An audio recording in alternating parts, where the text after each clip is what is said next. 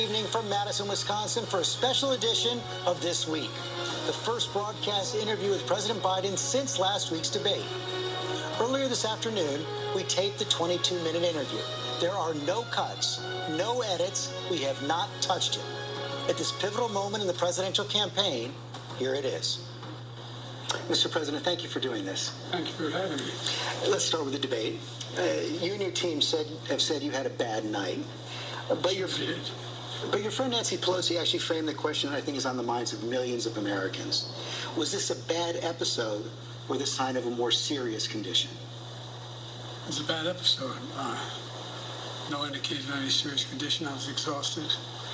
I didn't listen to my instincts in terms of preparing, and it was a bad night. You know, you say you were exhausted, and I know you've said that before as well, but you came, and you did have a tough month, but you came home from Europe about 11 or 12 days before the debate, spent 6 days in Camp David. Why wasn't that enough rest time, enough recovery time?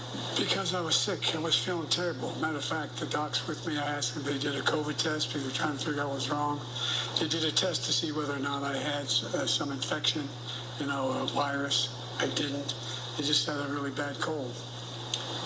And did you ever watch the debate afterwards? I don't think I did, no. Well, what I want to get at is what were you experiencing as you were going through the debate? Did you know how badly it was going? Yeah, look, the whole way I prepared, nobody's fault, mine.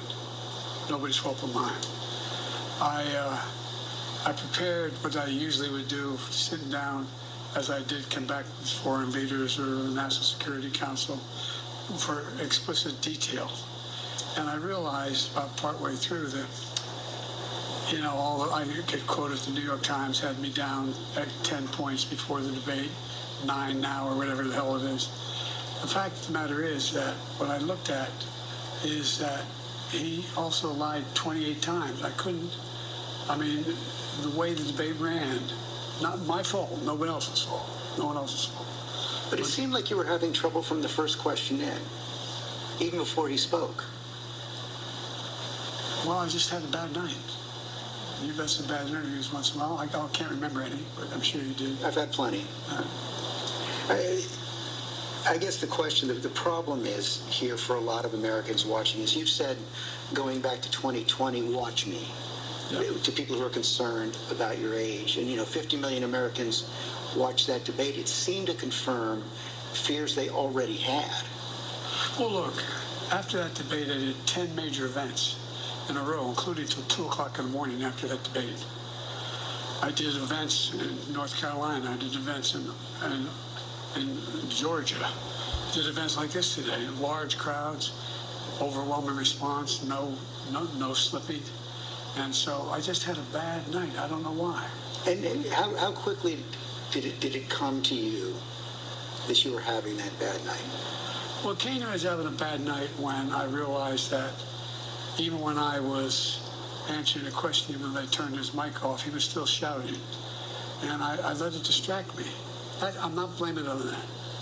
But I realized that I just wasn't in control.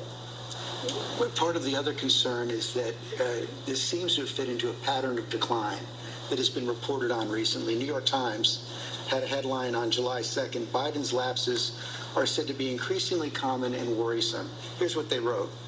People who have spent time with President Biden over the last few months or so said the lapses appear to have grown more frequent, more pronounced, and after Thursday's debate, more worrisome. By many accounts, as evidenced by video footage, observation, and interviews, Mr. Biden is not the same today as he was even when he took office 3.5 years ago. Similar reporting in the Washington Post and the Wall Street Journal. Are you the same man today that you were when you took office 3.5 years ago? In terms of successes, yes.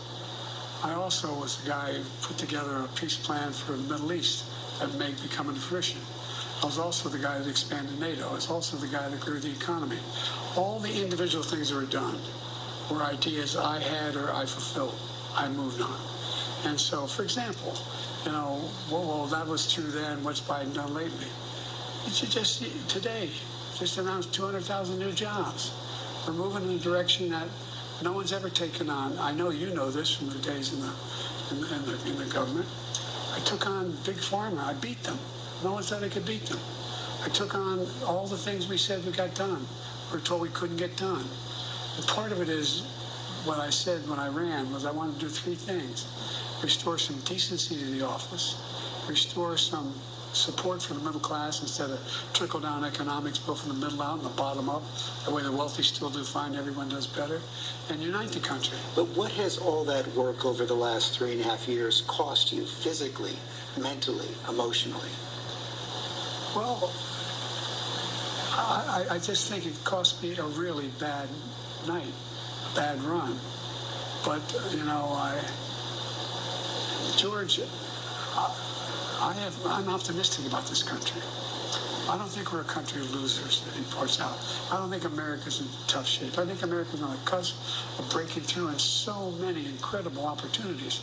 This next term, I'm going to make sure we have straighten out the tax system.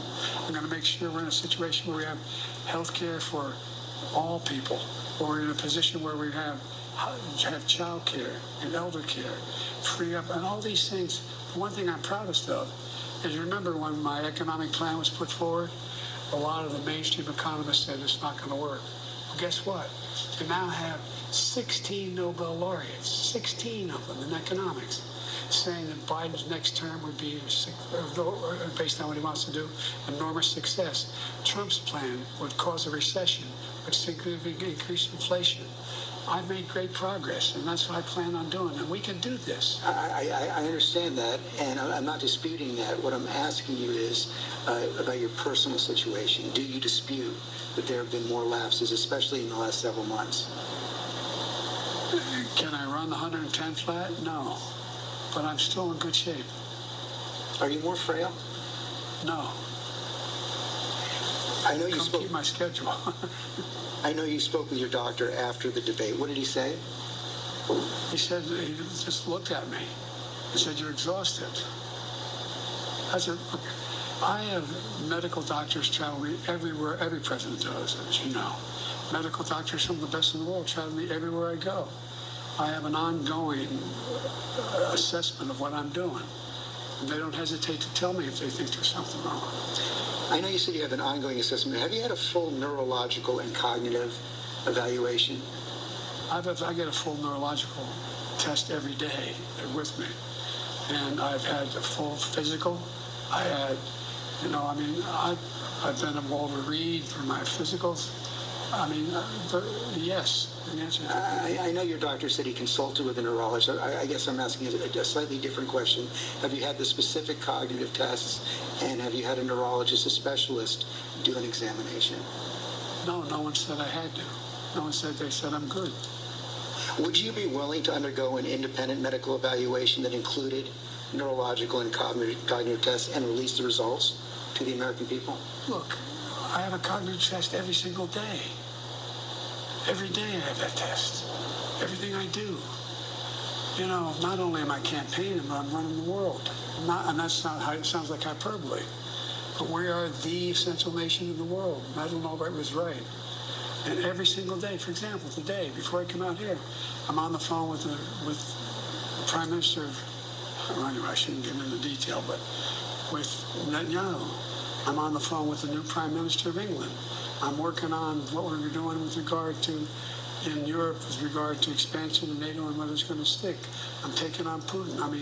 Every day, there's no day I go through that are not those decisions I have to make every single day. And you have been doing that, and the American people have been watching, yet their concerns about your age and your health are growing. So that's why I'm asking, to reassure them, would you be willing to have the independent medical evaluation? Watch me there's a lot of time left in this campaign. It's over 125 days.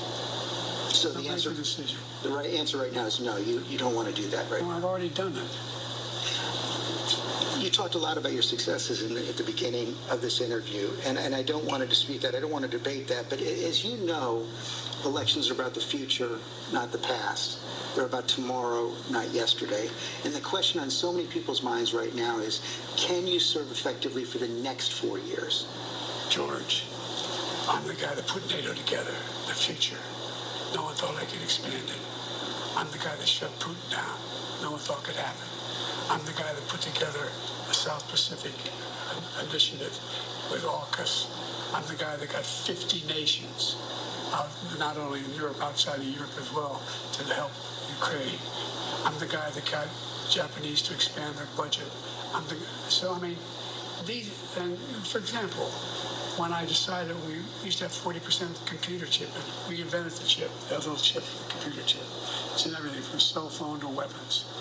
And so we used to have 40%, and we're down to virtually nothing.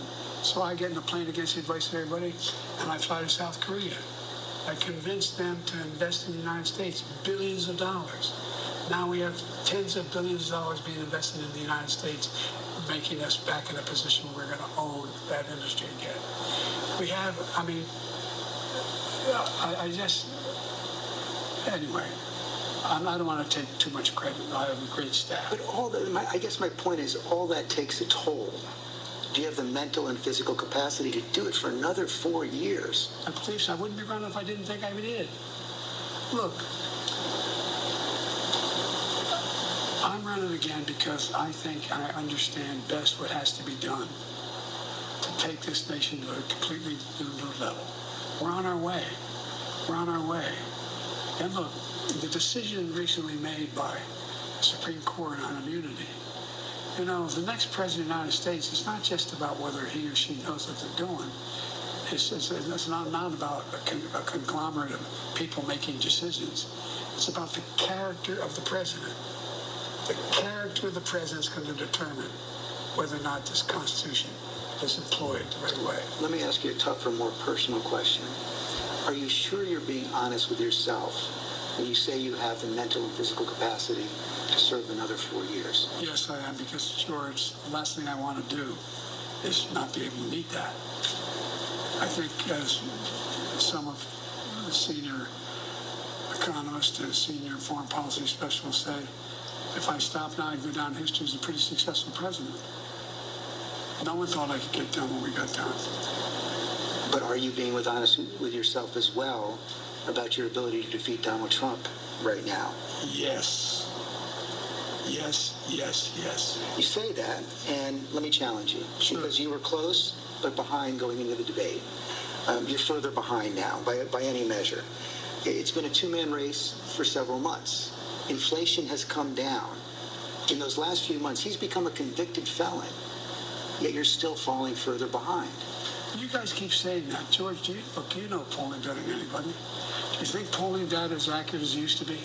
I don't think so, but I think when you look at all of the polling data right now, it shows that he's certainly ahead in the popular vote, probably even more ahead in the battleground states. And one of the other key factors there is it shows that in many of the battleground states, the Democrats who are running for Senate and the House are doing better than you are. Well, that's not unusual in some states. But I carried an awful lot of Democrats last time I ran in 2020. Look, I remember them telling me the same thing in 2020. I can't win. The polls show I can't win. Remember 2020, the red wave was coming. Before the vote, I said that's not going to happen. We're going to win. We did better in an off year than almost any incumbent president ever has done. They said in 2023, all the tough races we're not going to win. I went into all those areas, all those districts, and we won. All that is true, but 2020 was a close race. And your approval rating has dropped significantly since then. I think the last poll I saw was at about 36%. The number of Americans who think you're too old to serve has doubled since 2020. Wouldn't a clear-eyed political calculus tell you that it's going to be much tougher to win in 2024? Not when you're running against a pathological liar. Not when he hadn't been challenged in a way that he's about to be challenged. Not when people... You've had months to challenge him. Oh, sure I had months, but I was also doing a hell of a lot of other things, like wars around the world, like keeping NATO together, like working... Anyway. But look... Do you really believe you're not behind right now? I think it's... all the pollsters I talk to tell me it's a toss-up. It's a toss-up. And when I'm behind... There's only one poll I'm really far behind, CBS poll and NBC, and... New York Times and NBC both have you about 6 points behind in the popular vote. That's exactly right. New York Times had me behind before anything happened to do with this race. Had me behind 10 points. 10 points had me behind. Nothing's changed substantially since the New York Times poll. Just when you look at the reality, though, Mr. President, I mean, you won the popular vote in 2020, but it was still deadly close in the electoral By 7 college. million votes. Yes, but you're behind now in the popular vote. I don't buy that. Is it worth the risk? I don't think anybody's more qualified to be president or win this race than me.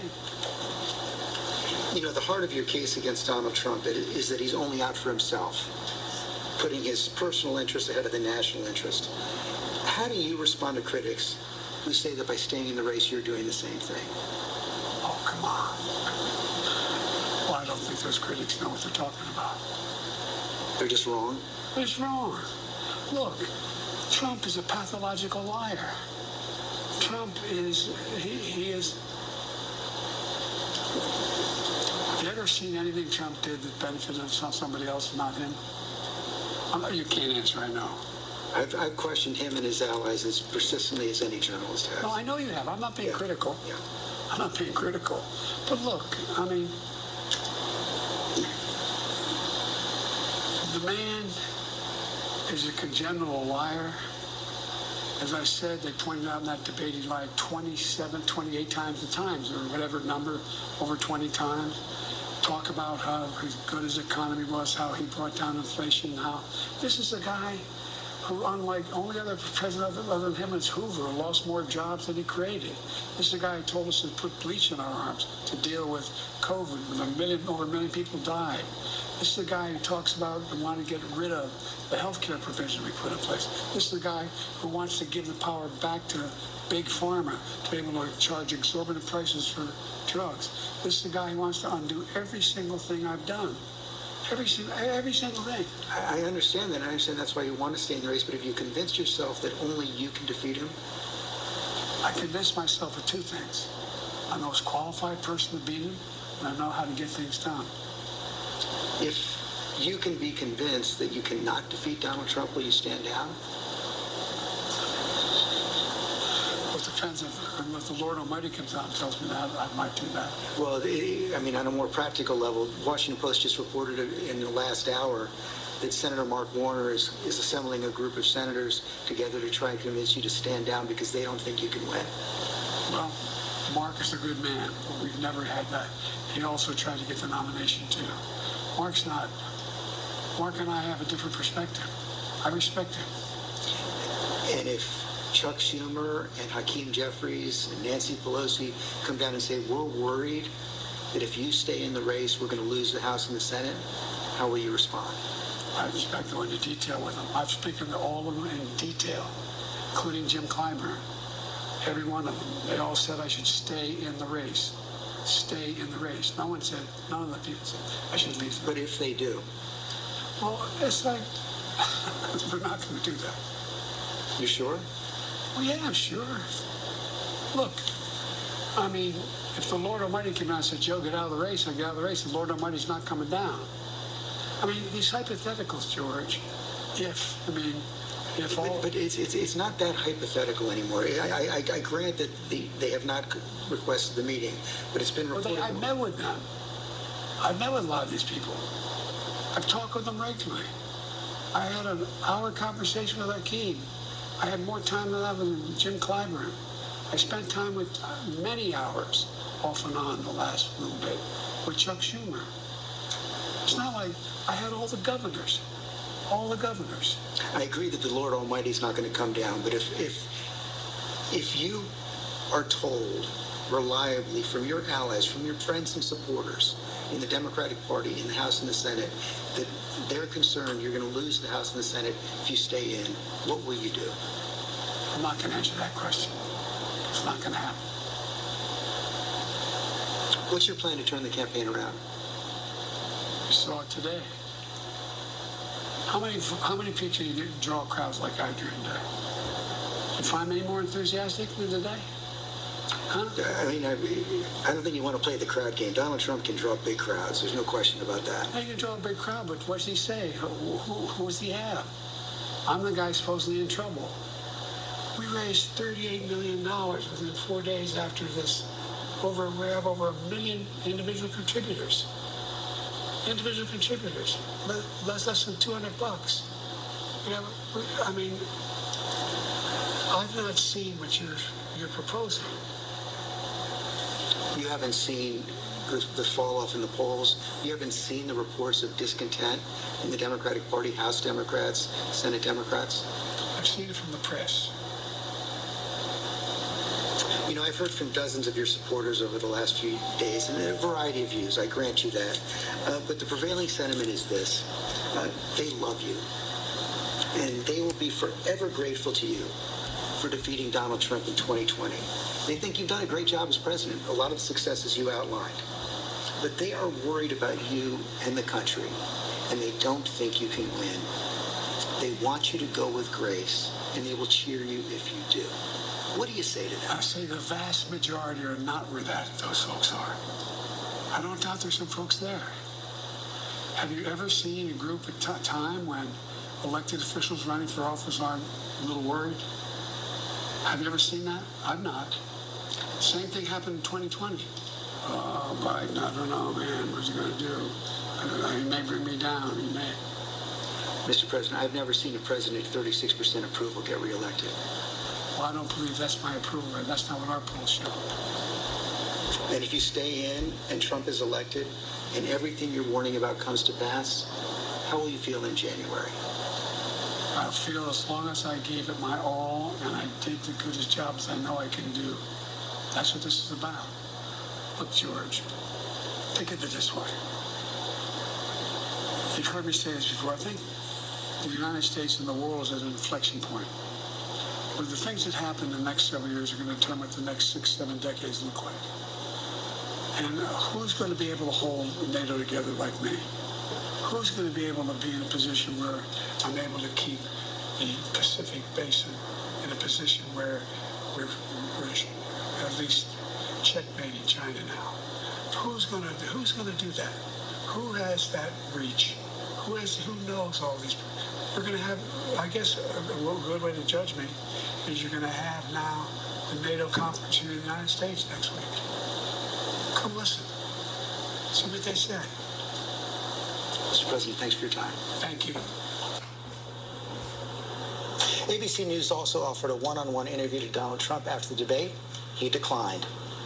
Let's bring in our political team for what they're hearing.